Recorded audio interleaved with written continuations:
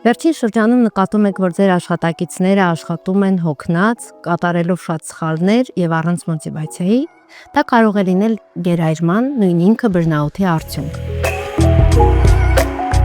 Գերայրումը դա միայն հոգնածությունը չէ, դա երկարատև ստրեսն է, չբալանսավորված աշխատանքը եւ արդյունավետության կորուստը։ Ֆիզիկական եւ հուզական հոգնածության, մոտիվացիայի կորստի, արդյունավետության անկման, դյուրագրգռության եւ անհամբերության դրսևորումներով, ինչպես նաեւ իմունային համակարգի խախտման։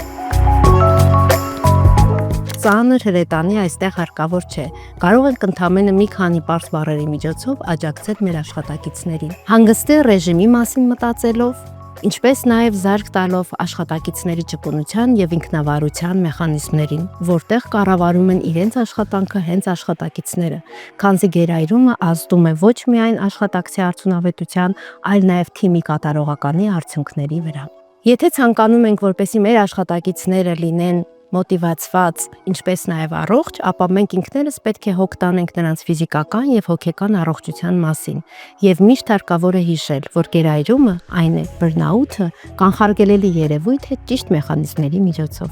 Մի փոքր ավել սիրեք ինքներդ ձեզ եւ հետևեք սեփական առողջությանը։